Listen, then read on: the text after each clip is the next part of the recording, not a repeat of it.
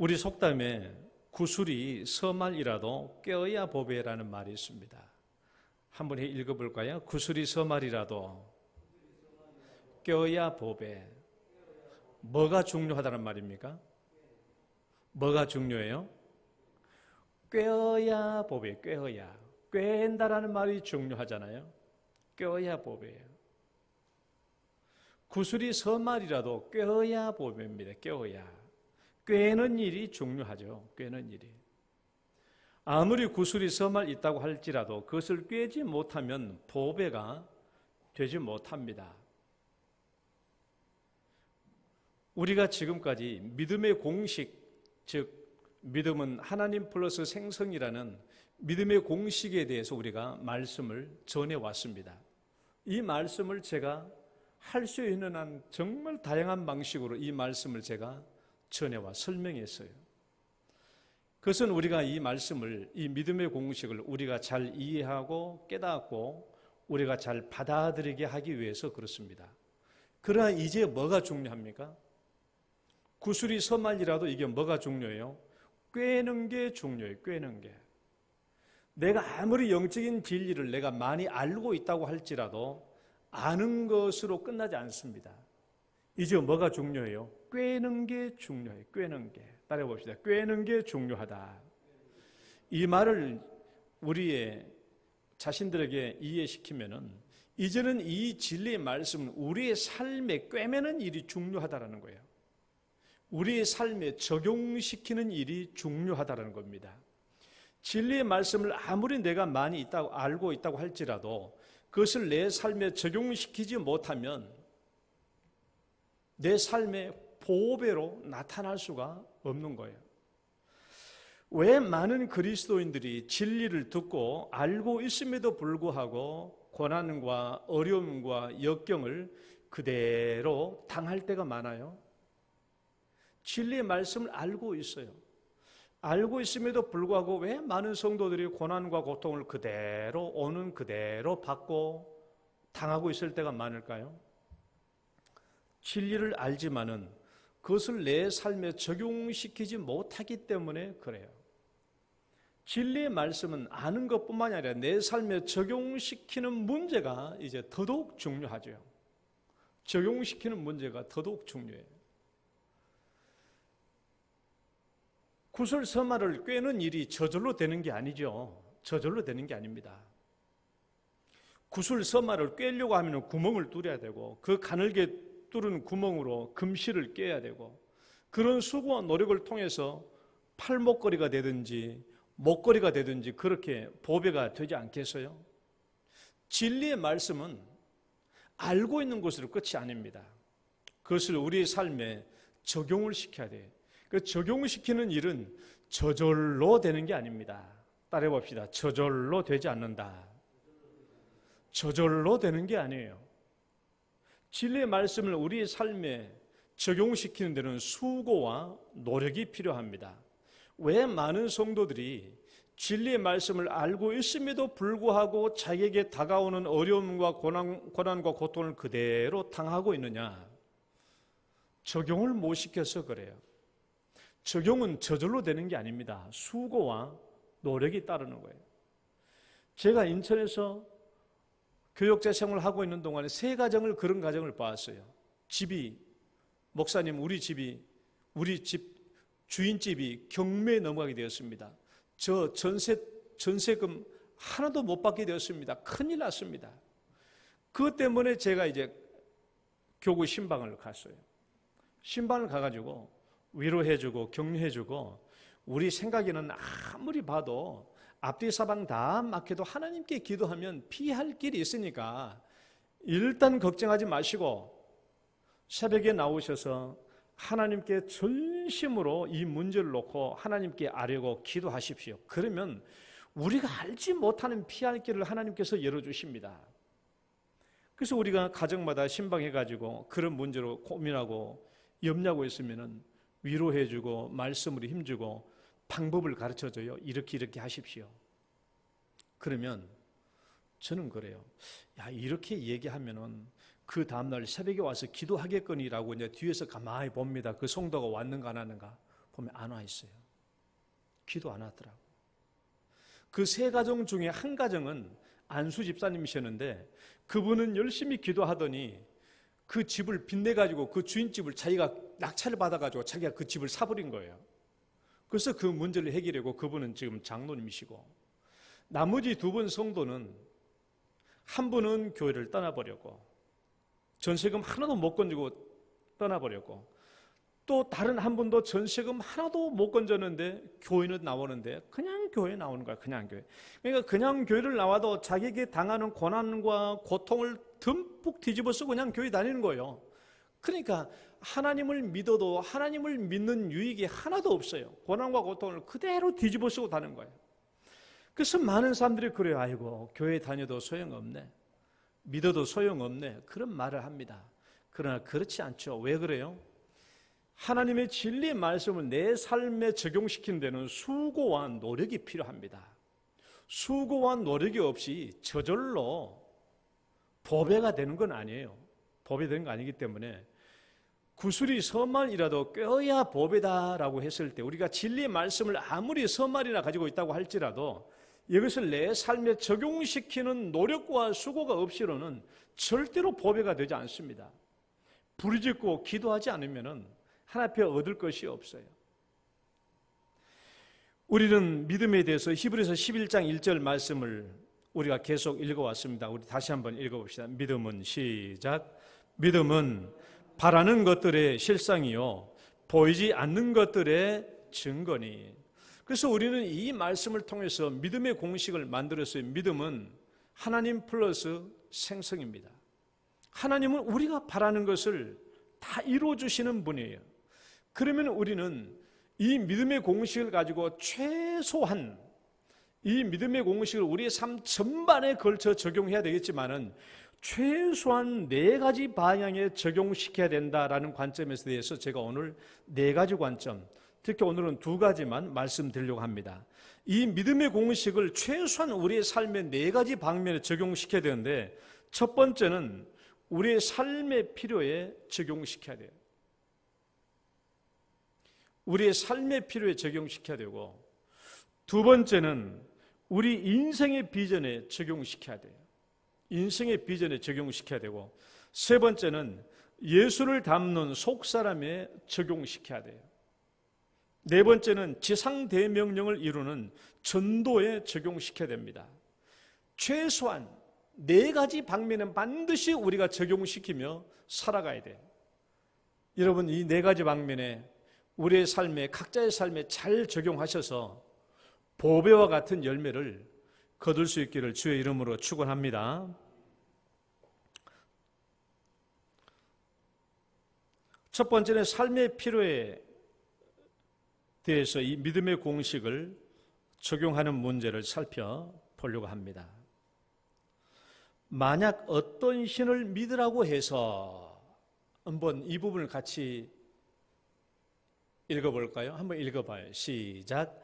만약 어떤 신을 믿으라고 해서 그 신을 믿었는데 먹고 사는 문제를 해결해 주지 않는다면 그 신은 신도 아니다. 그 신을 버려라. 그 신이 하나님이라고 한다면 더더욱 그렇게 하라. 여러분,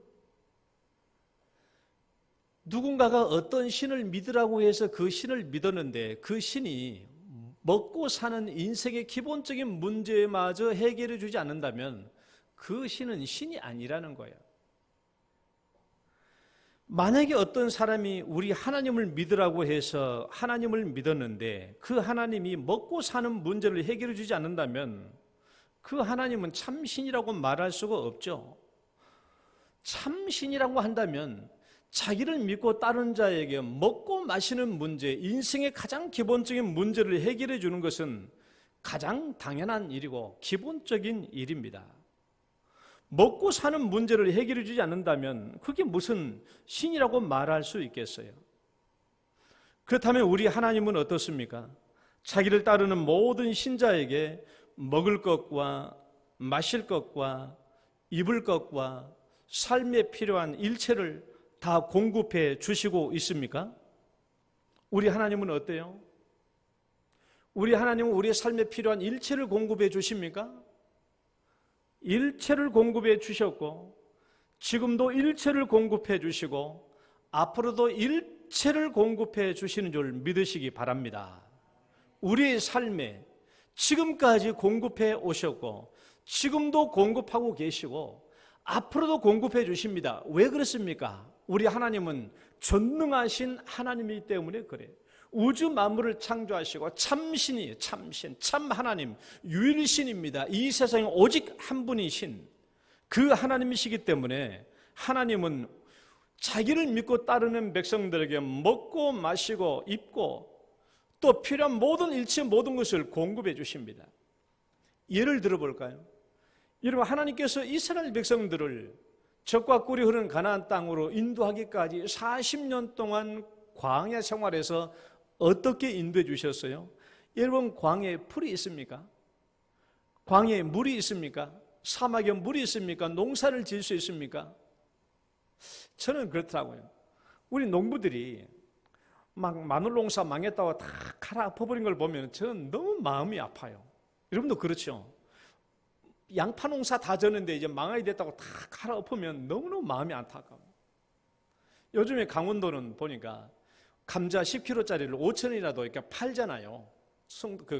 백성들이, 농부들이 손에 좀 덜 보게 하려고 싼 값으로도 판매하는데 사실 우리가 가정에서 양파 못 먹어서 한이지 그게 우리한테는 우리가 보기는 너무나 좀 힘들잖아요. 보기가 안타깝잖아요. 우리는 양파가 저렇게 없어서 먹는 판국인데 어떻게 좀 싹이라도 공급할 수 있는 그런 망이 있으면 우리가 살 수 있을 텐데 그렇게 그런 마음을 들지 않아요.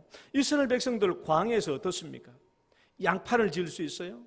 마늘 농사를 지을 수 있어요? 없었어요. 그러나 하나님이 어떻게 먹이 살리셨습니까? 하늘에서 만나를 내려주셨어요. 하늘에서 만나를. 그 광야에서 하늘에서 만나를 내려주시고 물이 어디 있었습니까?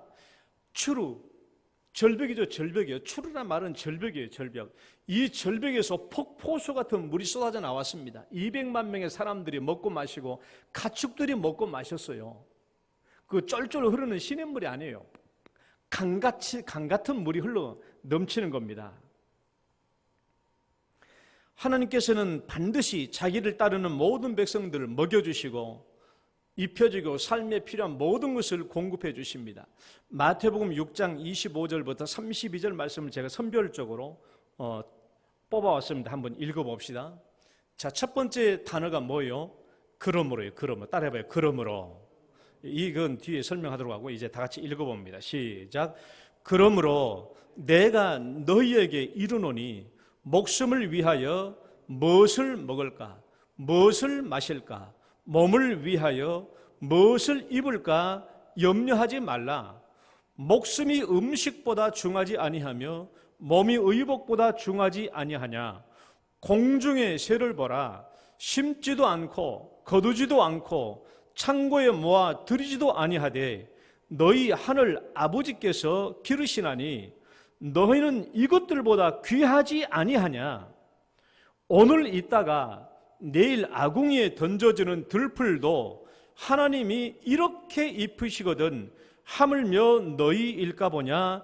믿음이 작은 자들아, 그러므로 염려하여 이르기를 무엇을 먹을까 무엇을 마실까 무엇을 입을까 하지 말라. 이는 다 이방인들이 구하는 것이라 너희 하늘 아버지께서 이 모든 것이 너희에게 있어야 할 줄을 아시느니라. 여러분, 얼마나 명백한 약속입니까? 필요를 책임져 주시는 하나님 아버지.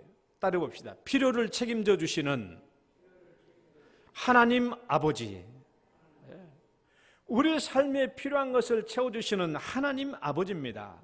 자기를 따르기만 따르면 삶의 모든 필요를 반드시 책임져 주신다는 것이 우리가 가지고 있는 신앙의 대전제이고 약속입니다.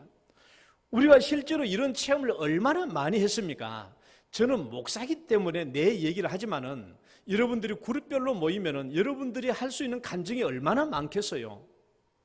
제가 부다페스트에 있는 동안에 제가 언젠가 쌀이 떨어진 이야기를 했어요.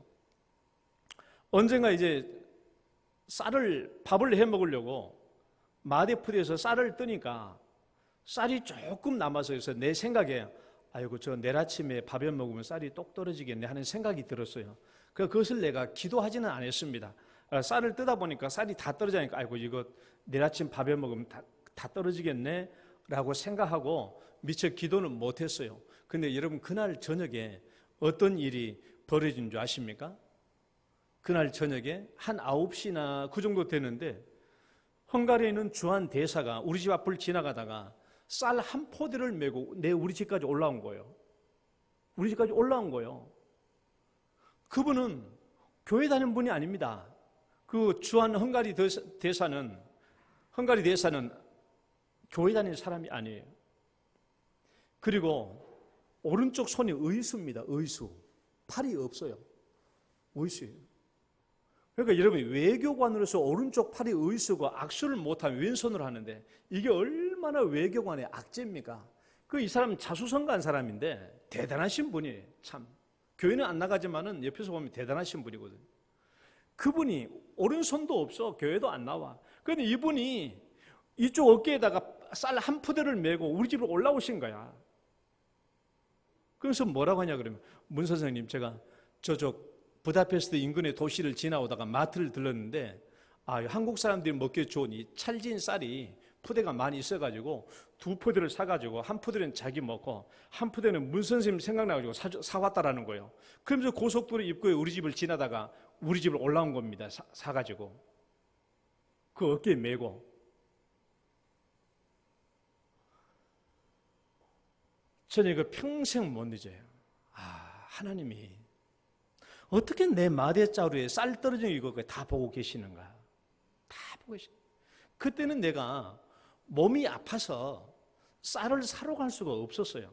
몸이 불편해서 한인상에까지 가서 우리 한국인들이 먹는 쌀을 사가지고 무거운 쌀 들쳐 미고 와야 되는데 내가 몸이 아파서 갈 생각도 못했고 엄두도 안 났고 또 친구한테 부탁하기도 좀 면목 없고 해가지고 말도 이제 안 하고 있었던 참이었는데 하나님께서는 이 모든 상황을 아시고 쌀을 가져오시더라. 쌀을 가져오는데 교회 성도를 통해서 공급한 것도 아니고 교회도 안 다니신 분이고 나보다 훨씬 지체가 높은 사람을 통해서 공급해 주시더라는 거예요. 하나님은 우리의 삶의 일거수일투족을 다 보고 계시는 하나님이에요. 뿐만 아닙니다. 제가 부다페스트에서 이제 뜻하지 않게 나는 뜻하지 않게 하나님의 뜻이 있었겠지만 나를 목회자로 불러주셔서 내가 한국에 들어왔어요. 그래서 기도원을 전전하면서 내가 신학대학원 공부를 하고 있는데 이 청천다락원에 있을 때 고기가 없어서 하나님 고기 먹고 싶습니다. 기도는 안 했어요. 하나님 고기 먹고 싶다고 기도는 안 했어요. 마음이 하나님 고기 먹고 싶습니다 라는 마음이 들 때면 하나님께서 다 고기를 보내와요. 사람을 통해서 고기를 보내주세요. 일주일 내내 입에서 고기 냄새가 나도 고기를 먹었어요. 내일 예비군 훈련인데 내일 예비군 훈련이면은 돈이 필요한데 기도는 못했어요. 그러나 다음날 새벽 기도를 가려고 일어나면은 머리맡에 여지없이 10,000원짜리 3장이 딱 포개져 있는 거예요. 10,000원짜리 3장이. 돈이 필요할 때마다 3번씩이나 내 머리맡에 10,000원짜리 3장이 포개져 있었어요. 내 삶의 모든 환경과 여건을 아시는 하나님께서 내가 돈이 필요할 때마다 공급해 주셨어요. 이런 일들이 나에게만 있는 일이 아니죠. 여러분 각자 성도들에게도 얼마나 이런 체험들이 많습니까? 그렇다면 하나님께서는 자기를 믿고 다른 자에게 먹여주시고 입혀주시고 살려주시는 것은 하나님이 다 알아서 해주시는 일이에요. 여러분 이 하나님을 믿고 따르시기를 축원합니다. 그렇다고 여러분 누구에게나 동일하게 하나님의 이런 공급을 해주시는 것은 아니라는 거예요. 누구나 다 이렇게 동일하게 공급해 주시는 것은 아니에요. 하나님의 공급을 받는 것은 천차만별입니다. 천차만별이에요. 어떤 사람은 구하기도 전에 하나님께서 미리 공급해 주시는 경우도 있고 어떤 경우에는 한동안 고생한 후에야 공급받는 경우도 있고 어떤 경우는 근심, 걱정, 절망 뒤에 공급되는 경우도 있어요. 그러니까 하나님의 공급하심은 천차만별입니다. 제가 예를 들어볼게요. 예를 들어서 이 물을 공급하잖아요. 물.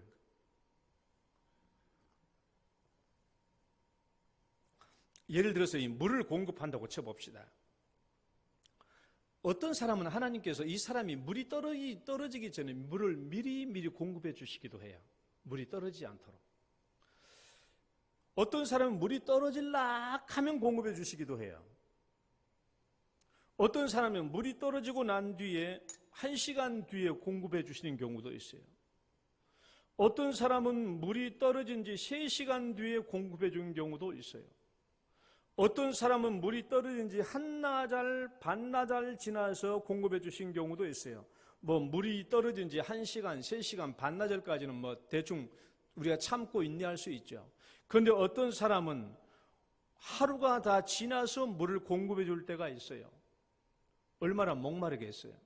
어떤 사람은 3일이 지나서 물을 공급해 줄 때가 있어요. 얼마나 목마름과 갈증이 심하겠어요. 어떤 사람은 일주일 지나서 물을 공급받는 경우도 있어요. 어떤 사람은 죽기 직전에 물을 공급받는 경우도 있어요. 하나님의 공급하심은 천차만별이라는 것입니다. 천차만별. 왜 하나님의 공급하심이 이렇게 천차만별인가? 왜 우리 각각의 성도들마다 하나님께서 공급해 주시는 방식이 천차만별인가? 물론 하나님께서 각자의 삶과 처지에 따라서 공급하려다 보니까 그럴 수도 있겠지만은 우리가 이 성경상의 믿음에 대한 답을 쳐본다고 한다면은 하나님의 공급하심이 천차만별인 이유는 우리의 믿음이 천차만별이기 때문에 그래요. 따라봅시다. 내 믿음이, 우리의 믿음이 천차만별이다. 우리의 믿음이 천차만별이기 때문에 하나님의 공급하심도 천차만별이에요. 공급에 따른 시간도 천차만별이겠지만은 이 공급에 따른 질과 양에 있어서도 천차만별이에요. 어떤 사람은 기도한 만큼 정확하게 주시는 경우도 있고, 어떤 경우는 구하는 것보다 조금 더 많게 공급해 주시는 경우도 있고, 어떤 경우는 공급해 달라고 기도한 양보다 훨씬 더 풍족하게 공급해 주시는 경우도 있고, 어떤 경우는 공급해 달라고 했는데 70%밖에 안 주시는 경우도 있고, 어떤 경우는 공급해 달라고 기도했는데 50%밖에 안 주는 경우도 있고, 어떤 경우에는 달라고 했는데 10%밖에 안 줄 수도 있어요. 언제 공급을 받느냐 하는 것도 천차만별이고, 양과 질에 따른 공급도 천차만별이에요. 왜 그러냐? 믿음이 천차만별이기 때문에 그렇다라는 거예요. 각자의 믿음이 천차만별이에요. 우리가 지난 시간에 믿음의 스펙트럼을 얘기했잖아요. 우리는 다 한결같이 믿음으로 산다고 얘기하지만은 사실 각자의 믿음은 천차만별이에요. 그러니까 하나님께 공급받는 것도 천차만별입니다. 우리가 앞에서 말씀을 읽었어요. 무엇을 먹을까, 무엇을 입을까, 무엇을 마실까 염려하지 말라라고 하는 이 말씀의 첫머리가 그러므로라고 그랬어요. 따라해봐요. 그러므로라고 그랬어요. 여러분, 이 그러므로라는 단어를 아시죠? 문장 접속 부사입니다. 이것은 앞에 있는 원인에 대한 결과예요.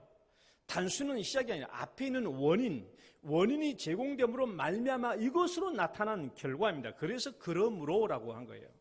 그러면 무엇을 먹을까 마실까 염려하지 말라 함이 다 채워주신다라는 이 말씀의 앞에 있는 말씀이 뭐냐 하는 게 중요해요. 그것이 6장 19절부터 24절 말씀인데, 6장 19절부터 24절 말씀의 중요한 두 가지 핵심은 이거예요. 너희를 위하여 내 보물을 하늘에 쌓아두라. 두 번째는 하나님과 재물을 겸하여 섬기지 못하느니라. 이 두 가지 말씀이 이 그러므로 앞에 나와 있는 이 구절의 중요한 두 가지 핵심이라고요.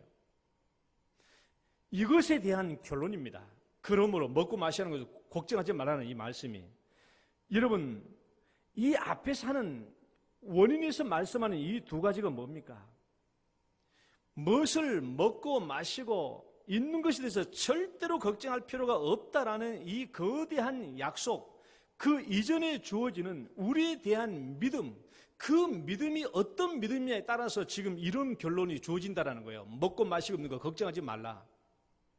저것이 우리 두 가지의 믿음이에요. 우리의 믿음을 어떻게 요구합니까? 재물과 하나님을 겸하여 섬겨서는 안 된다는 것입니다. 하나님은 80% 믿고 재물은 20% 의지하는 그런 믿음 말고, 하나님께서 요구하는 믿음은 하나님과 재물을 겸하는 게 아닙니다. 오직 하나님 100%죠. 오직 하나님 100%를 믿는 믿음을 얘기하는 거예요. 여러분, 너희의 보물을 하늘에 쌓아두라는 거예요. 하늘에. 이 땅에 쌓아두지 말고 하늘에 쌓아두란 말은, 우리가 보물을 땅에 쌓아두면 어떻게 돼요? 땅에 쌓아두면 우리는 이 보물을 의지할 수밖에 없죠. 내가 눈에 보니까 내가 이 보물을 내 통장에 쌓아놓고 있으면은 내가 그만큼 하나님을 의지하지 못하고 보물을 의지하게 되잖아요. 그러니까 이 보물을 하늘에 쌓아두란 말은 다른 물질을 의지하지 말고 하나님만 의지하라는 거예요. 하나님만 신뢰하고 하나님만 믿고 하나님만 따르라는 것입니다. 오직 하나님 백인 신앙을 말하는 거예요. 그래서 우리가 말하는 믿음은 온전히 하나님 100 플러스 생성이라고 했잖아요. 그래서 하나님께서 우리에게 요구하는 믿음은 외적 가능성과 환경을 완전히 영으로 제로화시키고 각자 가지고 있는 자기의 능력을 완전히 제로로 시키라는 거예요. 그것이 우리의 믿음이에요. 하나님이 요구하시는 믿음입니다. 그 믿음 뒤에 하나님이 뭐라고 하신 거예요? 무엇을 먹을까, 무엇을 입을까, 무엇을 먹고 살까 염려하지 말라라는 거예요. 참새도 입히시는 하나님, 들풀도 입히시는 하나님, 너희들 당연히 먹고 입히지 않겠느냐, 믿음이 작은 자들하고 말씀하신 것이죠. 우리의 공급이 천차만별인 이유는 우리의 믿음이 천차만별이기 때문에 그래요. 그렇다고 여러분, 하나님의 공급하심과 채워주심이 항상 천차만별인가?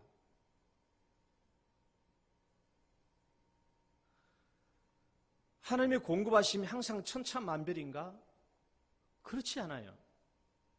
천차만별을 넘어선 특별 공급이 있어요. 중요한 말입니다. 따라해 봅시다. 천차만별을 넘어선 특별 공급. 천차만별을 넘어선 특별 공급이 있어요. 비록 지금은 내 믿음이 천차만별이라고 할지라도 내가 특별한 어려움과 곤란에 처해서 지금부터라도 내가 내 마음을 새롭게 하고 내 믿음을 새롭게 해서 내 능력을 제로화시키고 외적 가능성을 제로화시키고 오직 하나님 백인 믿음으로 나아가면 언제든지 하나님으로부터의 특별 공급, 특별한 기도 응답을 받을 수 있다는 겁니다. 비록 지금은 내 믿음이 천차만별의 믿음이라고 할지라도, 일천한 믿음이라고 할지라도 특별한 상황 앞에서 내가 이 문제를 해결해야 되겠다 싶어가지고 내가 내 마음을 새롭게 하고 내 믿음을 오직 하나님 백인 믿음으로 만들어서 전심으로 하나님 바라보면 우리는 어떻게 될 수 있어요? 전심으로 하나님께 매달려 기도할 수 있어요. 우리가 하나님을 바라보면, 전심으로 하나님을 바라보면, 그리고 그 하나님이 내 삶의 문제를 해결해 주시는 분이라고 믿는다면 우리는 그 하나님 앞에 기도하러 나가지 않을 수 없어요. 거기에서 어떤 기도가 나와요? 신뢰성 100%, 간절성 100%, 진정성 100%, 열정성 100%인 기도가 나오는 거예요. 그 기도를 통해서 내 삶의 이정표가 될 만한, 내 삶의 이정표가 될 만한 하나님의 특별 공급을 받을 수 있는 것입니다. 믿음이 천차만별이면 공급도 천차만별이에요. 그러나 우리 삶에 특별한 어려운 문제가 있을 때 내가 이 문제를 해결하지 않으면 안 되겠다라는 생각을 가지고 내가 이 문제를 해결하기 위해서 마음을 새롭게 하고 내 믿음을 새롭게 하고 오직 하나님 백인 믿음으로 나아가면 반드시 우리는 하나님의 천차만별을 넘어선 특별 공급을 받을 수 있는 거예요. 우리가 큰 문제가 발생했을 때 보따리 싸서 기도원에 가잖아요. 왜 기도원에 갑니까? 우리가 어려운 문제 있을 때 보따리 싸서 기도원 가는 이유가 왜 그래요? 내 능력을 완전히 제로화시키고 하나님이 그 이외의 모든 방법을 다 제로화시키고 오직 하나님만 붙들기 위해서 우리가 기도원 가는 거예요. 기도원 가서 전심으로 기도하고 금식하며 기도합니다. 그래서 우리가 기도원 가면 기도 응답을 잘 받는 이유가 그겁니다. 다른 것 의지하지 않고 오직 하나님만 바라보고 간절성 100%, 진정성 100%, 신뢰성 100%, 열정성 100% 그렇게 하나님께 기도하니까 하나님께서 천차만별의 공급을 넘어선 특별 공급과 응답을 우리에게 주시는 거예요. 여러분들에게 지금 어떤 문제가 있습니까? 혹시 사랑하는 성도 여러분들께 내가 감당하지 못할 어려운 문제가 있다면 내가 앞뒤 사방을 봐도 도무지 그것은 해결할 길이 없다라는 생각이 들거든 하나님께 가서 기도하십시오. 기도하면 반드시 하나님께서 특별 공급과 특별한 기도 응답을 주실 줄 믿습니다. 두 번째, 비전을 성취하는 일에 믿음의 공식을 적용하라. 자, 3번 제목을 한번 읽어봅시다. 비전을 시작. 비전을 성취하는 일에 믿음의 공식을 적용하라. 믿음은 바라는 것들의 실상이요 보이지 않는 것들의 증거라고 했는데 하나님은 우리가 바라는 것을 무엇이든지 구하라고 그랬고 무엇이든지 하나님께서 다 이루어 주신다면 놀라지 마세요. 그러면 이 믿음 안에서 무엇이 가능하다는 말입니까? 하나님은 우리가 구하는 것이 무엇이든지 간에 하나님께서 이것을 우리에게 응답해 주실 수 있고 만들어 주실 수 있고 성취해 주실 수 있다면 우리 인생 가운데서 뭐가 가능하다는 거예요? 따라해 봅시다. 인생 역전이 가능하다. 인생 역전이 가능한 거예요. 저는 솔직히 그래요. 어떤 신을 믿으라고 해서 그 신을 믿었는데 인생 역전이 가능하지 않다면 그건 신이 아니에요. 그건 신이 아니죠. 참신이 참신한 원수 그건 무슨 신입니까? 그 우리 하나님처럼 하나님을 믿는 믿음 안에서는 인생 역전이 가능하다라는 거예요. 인생 역전이. 하나님 안에서는 어떤 인생 역전이 가능해요. 아무리 내가 배우지 못하고 천박한 가난뱅이라고 할지라도 하나님을 믿는 이 믿음 안에서는 내가 고개질 수 있고 높아질 수 있고 부자도 될 수 있어요. 더 좋은 환경과 여건으로 살아갈 수 있어요. 우리 하나님은 어떤 분이신가? 예레미야 29장 11절로 12절 말씀 읽어봅니다. 시작. 여호와의 말씀이니라 너희를 향한 나의 생각을 내가 아나니 평안이요 재앙이 아니니라. 너희에게 미래와 희망을 주는 것이니라. 너희가 내게 부르짖으며 내게 와서 기도하면 내가 너희들의 기도를 들을 것이요. 할렐루야. 우리 하나님이 어떤 분이십니까? 우리에게 미래와 희망을 주는 분이에요. 우리에게 멸망을 주는 분이 아닙니다. 미래와 희망을 주려고 하시는 분이 하나님이에요. 그래서 우리는 하나님 앞에서 뭘 가져야 돼요? 비전을 가져야 돼요. 꿈을 가져야 돼요. 미래와 희망이 열려있고 꿈과 비전이 열려있어요. 그러니까 우리는 하나님 믿는 믿음 안에서 비전을 가져야 되는 것입니다.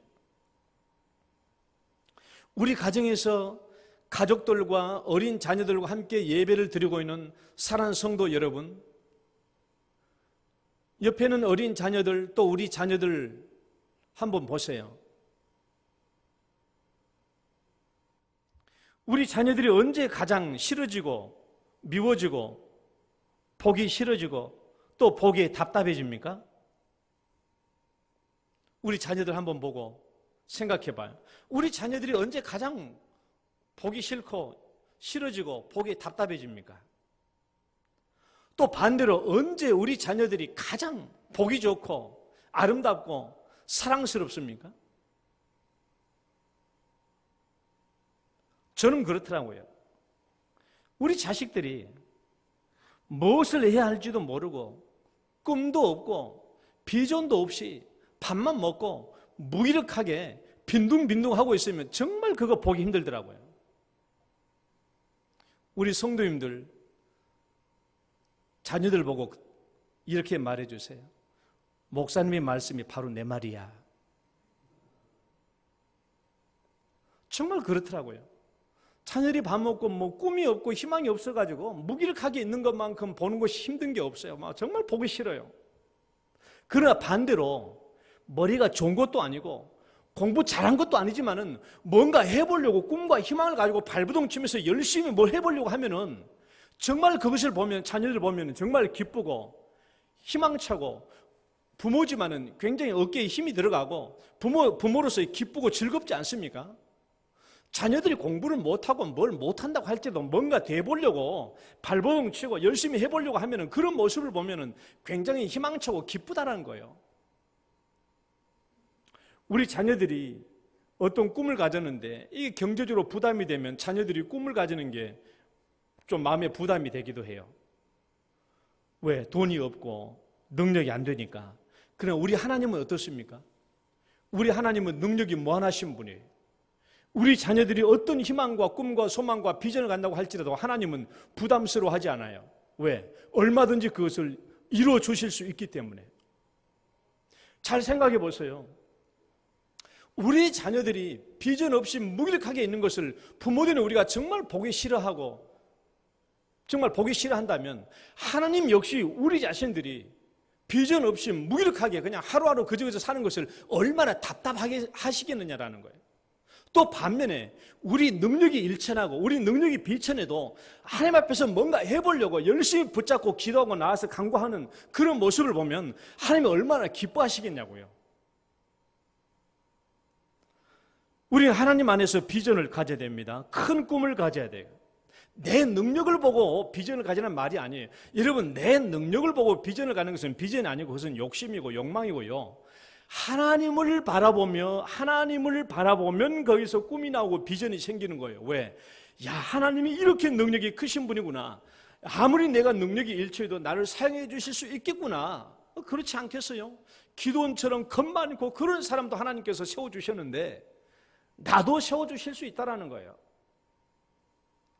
하찮은 자기 능력을 보고 꿈꾸려고 하지 마십시오. 하찮은 내 능력 보고 내 비전을 제한하려고 하지 마세요. 하나님을 바라, 오직 하나님 백인 믿음을 바라보면 거기서 우리 자신에 대한 비전이 생기는 거예요. 꿈이 생겨요. 특별히 우리 유초동부, 중고동부, 대학 청년부, 우리 사랑하는 자녀들 꿈을 가지시기를 축원합니다. 꿈을 가져요. 여러분, 저도 경북대학교에 대학교 마치고 대학원을 마치고 저는 제가 하나님을 안 만났더라면, 만약에 제가 하나님을 안 만났더라면 저는 그냥 평범하게 중고등학교 아마 국어 교사로서 만족하며 살았을 겁니다. 그러나 내가 하나님을 만나고 기도하고 꿈을 가지다 보니까 내가 좀 더 공부해야 되겠다 싶어가지고 외국으로 나갈 수 있는 꿈을 가지고 내가 1990년도, 91년도 그때 내가 대구에서 무작정 서울 갔어요. 서울 가가지고 체코 대사관이 어디 있는지, 헝가리 대사관이 있는지 내가 어떻게 압니까? 그건 114 전화해도 안 가르쳐줘요. 외국 대사관들은. 그래서 내가 이래서 내가 합니다 하면 전화하니까 그 대사 전화번호 가르쳐주더라고요. 그래서 내가 물어가지고 주소 따가지고 내가 물어 찾아가는 거예요. 체코 대사관은 그냥 들어가 줍니까? 앞에 경비가 삼엄한데. 그래서 내가 경비하는 분한테 내가 사정에 얘기해가지고 내가 들어갔어요. 체코 대사관 들어가서 체코 대사관이지만 그 당시는 공식적인 교제가 이게 안 맺어졌기 때문에 영상과 누군가 계시더라고요. 가서 내가 얘기한 거예요. 내가 이래 체코에 있는 대학교에 내가 진학하려고 하는데 대학교 목록이 있습니까? 그러니까 대학 목록 다 보여주시더라고요. 이거 좀 복사 좀 해주시겠습니까? 복사를 다 해주시더라고요. 그래서 내가 이러이러한 전공을 가려고 하는데 어디가 좋습니까? 예, 이쪽 학교를 한번 어플라이 해보세요. 감사하다. 또 헝가리 대사관 왔어요. 헝가리 대사관 가기 전에 똑같이 가서 다 해봤어요. 근데 내가 평소 같았으면 내가 남의 대사관을 뭐하러 들어가겠으며 어떻게 들어갈 수 있겠어요? 들어갈 생각도 안 했겠죠. 그러나 꿈이 있으면 그 꿈이 내 발걸음을 인도하고 그 길을 열어주시는 거예요. 하나님이. 꿈이 있으면, 비전이 있으면 그 길을 가게 해 주십니다, 하나님이.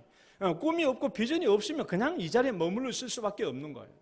우리 사랑하는 젊은이들, 우리 하나님을 바라보고 꿈과 또 능력을 키우는 여러분 되시기를 축원합니다. 내가 이제 마지막으로 평생토록 꿈과 비전을 성취한 인물을 소개하고 마치려고 해요. 우리가 능히 잘 아는 조지 뮬러 목사입니다. 좀 들어보세요. 1835년입니다. 이분에게는 역사적 시점이 1835년 11월 5일 날, 조지 뮬러는 1년에 성경을 4번씩 읽는데 1835년 11월 5일 날 아침에 성경을 읽는 부분이 시편을 읽다가 시편 81편 시편 말씀을 읽었어요. 시편 말씀에 도달하게 되었는데, 나는 너를 애굽 땅에서 인도하여 낸 여호와 내 하나님이니 내 입을 크게 열라 내가 채우리라 라는 이 말씀을 읽고 성경책을 덮고 문을 닫고 자기의 마룻바닥에 무릎을 꿇고 하나님께 이렇게 기도했습니다. 한번 읽어봐요. 이 사람이 했던 기도문 그대로 따왔어요. 시작. 하늘에 계신 아버지여, 저는 당신께 고아원 사역을 시작해야 할지 말지에 대해서 가르쳐 달라고 당신께 기도했습니다. 당신께서 그것을 제게 명백하게 알려주시기를 원하시고 기뻐하셨습니다. 이제 제가 제 입을 크게 열겠습니다. 크게 채워주십시오. 하늘의 아버지여, 제게 그 일을 시작할 적당한 집을 주시고 고아들을 돌아볼 일꾼들을 보내어 주십시오. 그리고 제게 그 일을 시작할 수 있도록 1억 원의 재물을 주십시오. 그가 이 성경 구절을 읽고 첫 번째 했던 기도입니다. 그러니까 이 성경 말씀을 읽음으로 조지 뮬러는 고아원을 위한 이 사역을 하나님께서 허락하셨다라고 응답의 말씀으로 받아들였고, 이제 이 일을 시작할 수 있도록 1억 원의 재물을 달라고 기도한 것입니다. 이때가 몇 년도라고요? 1835년 11월 5일이에요. 지금도 1억 원이면 큰 돈인데 그때 1억 원 돈이면 얼마나 큰 돈이겠습니까? 그리고 이 뮬러가 구했던 이후의 상황이 어떻게 전개되었을까? 이후로부터 약 62년 뒤에, 그러니까 이 기도를 1835년보다 뒤에 62년 뒤인 1897년 1월 10일 날 주일 설교 때 조지 뮬러가 한 내용을 제가 요약해서 드릴게요. 그 이후에, 그가 기도한 이후에 어떤 과정들이 있었으며 어떤 결과가 이루어졌는지, 뮬러가 이렇게 설교했습니다. 나는 그날부터 하나님께서 어떻게 공급해 주시는지를 기대하며 하나님을 바라보기 시작했습니다. 기도한 당일날 우리 집에 머물렀던 독일 선교사가 10,000원을 주었습니다. 우리 집에 6개월 정도 머물고 있었던 6명의 선교사 형제 자매 중 한 분이 1,000원을 주었습니다. 또 다른 독일 선교사가 1,000원을 주었습니다. 이것이 당일 1억 원을 구했던 기도 중에서 12,000원을 받았는데, 이것이 나의 첫 번째 기도 응답이었고, 이것은 내가 기도한 것에 대한 6,666분의 1밖에 되지 않는 너무나 작은 기도의 응답이었습니다. 그러나 조지 뮬러는 이 작은 기도 응답에 실망하지도 않았고 낭망하지도 않았고, 이렇게 작게나마 자기에게 응답된 이 사실들에 감사하고 하나님이 나의 기도에 응답하기 시작하셨구나라고 기대하면서 더욱더 열심히 기도하기 시작했어요. 우리 같으면 이렇게 생각할 수도 있잖아요. 우리 집에 잠시 머물던 선교사가 그냥 우리 집에 머무른 대가로 10,000원 준 것이고 1,000원 준 것이고, 그렇게 생각할 수도 있겠죠. 그러나 뮬러는 그렇게 생각하지 않았다는 거예요.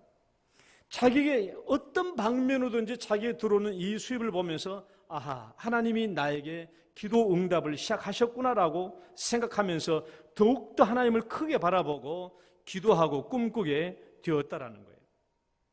이후에 뮬러의 비전은 어떻게 전개되었을까? 계속 기도하던 어느 날 재봉사로 일하던 한 자매가 1,000만 원을 보내왔어요. 1,000만 원. 1,000만 원이면 1억 원에 대한 10분의 1이잖아요. 엄청난 돈이잖아요. 그 당시니까. 1,000만 원이. 근데 조지 밀러가 아는 자매님이었어요. 근데 조지 밀러가 아는 그 자매님이 도무지 1,000만 원을 자기에게 헌금할 수가 있는 그런 금액이 아니었습니다. 그 자매님은 잘해야 한 달에 500원, 1,000원을 버는 그런 자매님이었기 때문에 이런 자매님에게서 1,000만 원이 있을 수가 없는 거예요. 그래서 다시 이 돈을 돌려주려고 갔습니다. 그 자매님한테. 돈을 들고 갔더니 그 자매님이 하는 말이 그 말이에요.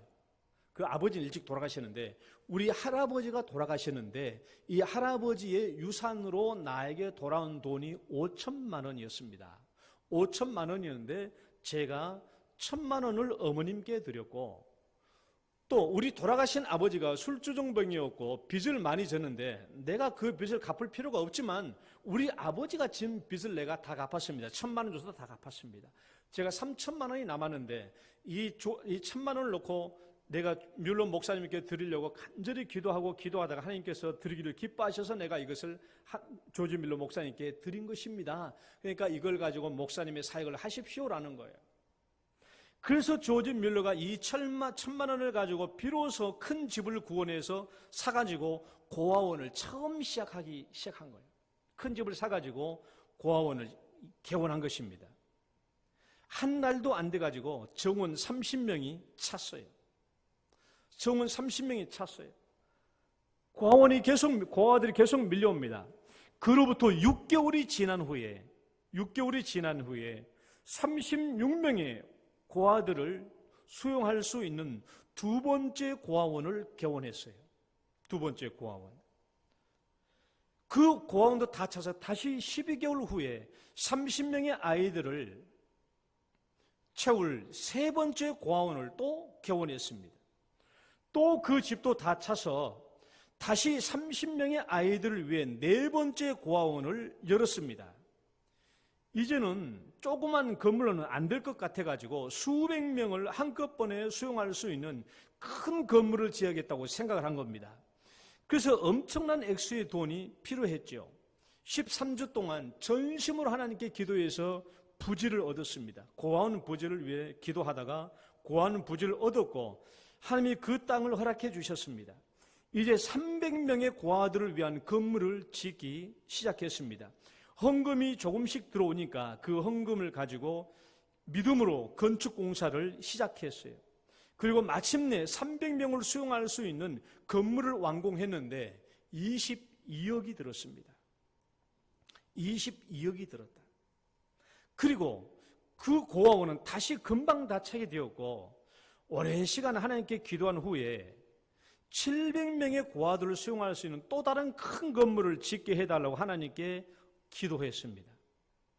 그래서 결국은 700명의 고아들을 수용할 수 있는 건물을 완공한 거예요. 그래서 조지 밀러는 1,000명이 넘는 고아들을 돌볼 수 있게 되었는데 계속해서 고아들이 다 또 밀려왔습니다. 그래서 그 2년 뒤에는 또다시 350명을 더 수용할 수 있는 세 번째 큰 건물을 완공했고 아직도 900명의 고아들이 수용 대기하고 있어서 다시 하나님께 기도하기를 450명을 수용할 수 있는 두 개의 고아원 건물을 더 짓게 해달라고 기도해서 결국 두 개의 건물동을 더 지어서 900명을 수용할 수 있게 되었습니다. 그래서 총 큰 건물만 5개의 건물에서 2,050명의 고아들을 수용하게 되었던 것이죠. 그리고 112명의 조력자들과 교사들을 두게 되었던 것입니다. 뮬러는 필요할 때마다 하나님께 기도했어요. 결국 당시에 뮬러의 자기의 설교에 따라보면 당시에 약 2천억 원의 재물을 하나님으로부터 공급받게 되었다고 얘기했습니다. 2천억 원. 여러분 지금도 2천억 원이면 엄청나게 큰 돈이지만은 조지 밀러 1800년대 2천억 원이면 얼마나 큰 돈입니까? 그러나 조지 밀러는요, 잘 들어보세요. 조지 밀러는 이렇게 얘기했어요. 나는 단 한 차례도 사람을 찾아가서 돈을 빌려달라고 말하거나 요청한 적이 없었습니다. 나는 오직 하나님께만 기도했습니다. 그래서 조지 뮬러가 설교 중에 이렇게 얘기했어요. 한번 읽어봐요. 읽어봐요.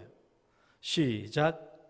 이 브리스톨 도시 전역에서 제게 돈을 한 푼이라도 구워줬다고 주장할 수 있는 분은 없습니다. 심지어 영국 전역에서도 제게 돈을 한 푼이라도 구워줬다고 주장할 수 있는 분은 한 분도 없습니다. 하늘 아래 온 지구상에 제가 돈을 빌려달라고 요청한 분은 한 사람도 없기 때문입니다. 하나님, 오직 하나님 한 분께만 필요한 돈을 주시도록 기도했습니다. 그러므로 저는 저의 전 생애를 하나님의 교회와 온 세상에 배워야 할 이 한 가지 위대한 교훈에 헌신했습니다. 참되고 진실되고 영원히 지속되는 하나님에 대한 전적인 의존 말입니다. 여러분, 조지 밀러와 중국을 선교했던 허드슨 테일러라는 이 선교사를 보면 두 분의 공통점이 뭐냐 그러면 기도를 억수로 많이 했다는 거예요. 기도를 억수로 많이 했을 뿐만 아니라 이분들은 누구에게 돈을 달라고 사람에게 요청한 적이 없어요. 다 하나님께만 기도해서 응답받은 사람들이에요. 뿐만 아닙니다. 조지 밀러는 영국과 스코틀랜드, 인도, 말레이시아, 기니아, 스페인, 프랑스, 이태리 그 외 많은 지역에 117개의 학교를 세웠습니다. 이 학교들에서 12만 2천여 명의 젊은이들이 교육을 받았고 그 중에서 2만 명이 회심하고 하나님께로 돌아왔습니다. 지금까지 뮬러가 고아원생을 돌봤는데 9,750명을 돌보았고 그 중에서 대략 4, 5천 명이 예수를 믿게 되었습니다. 68년 동안 뮬러가 성취한 비전이죠. 숫자로 보면 자기 가족들이 맨 처음에 기도하고 시작했던 7명에서 시작해서 그 사이에 숫자가 10,000명까지 확장되었고 금전적 액수로 따져보면 오직 무일푼 시편 82편 10절 말씀에서 출발해서 수천억 원을 공급받게 된 것입니다. 해외 학교 설립과 해외 선교사 지원, 문서 선교 금액까지 합치면 훨씬 더 많은 돈이 들어갔겠죠. 말씀을 맺습니다. 조지 밀러는 평생토록 하나님께 기도하면서 이 비전을 확장해 가면서 성취해 나갔습니다. 조지 밀러를 이렇게 도와주셨다면, 여러분, 조지 밀러는 성경의 인물이 아닙니다. 오늘 우리가 살고 있는 동시대 인물 아닙니까? 조지 밀러를 하나님께서 평생토록 이렇게 도우심으로 그의 꿈과 비전을 성취했다면, 여러분, 그 하나님이 오늘날 여전히 나를 도우시고 밀러처럼 기대와 꿈을 가지고 비전을 가지고 나아갈 때 하나님이 우리를 왜 도와주시지 않겠습니까? 똑같습니다. 밀러를 도와주신 하나님이 나를 도와주실 줄 믿습니다. 밀러를 도와주신 하나님이 우리 자녀들을 도와주실 줄 믿습니다. 밀러를 도와주신 하나님이 우리 영동교회도 도와주실 줄 믿습니다. 그래서 우리는 하나님 앞에서 꿈을 가져야 돼요. 그냥 있으면 안 됩니다. 뭐라도 더 해야 되겠다는 꿈을 가져야 돼요. 비전을 가질 때 우리 신앙이 살아있고 생동감 있지 않아요? 하나님이 보시기에 기뻐하실 것입니다. 우리 모든 성도님들, 그리고 우리 영동교회가 꿈과 비전을 가지고 우리 하나님께 정말 보배를 만들어내는, 그래서 우리 하나님이 기뻐 받으시는, 영광을 돌리는 우리 교회와 영동교회 모든 성도 되시기를 주의 이름으로 축원합니다. 하나님 아버지 감사합니다. 오늘도 저희들을 인도하시고 주님께서 우리에게 주신 이 믿음이 얼마나 값지고 귀한 것인지 다시 한번 생각하게 해 주셨습니다.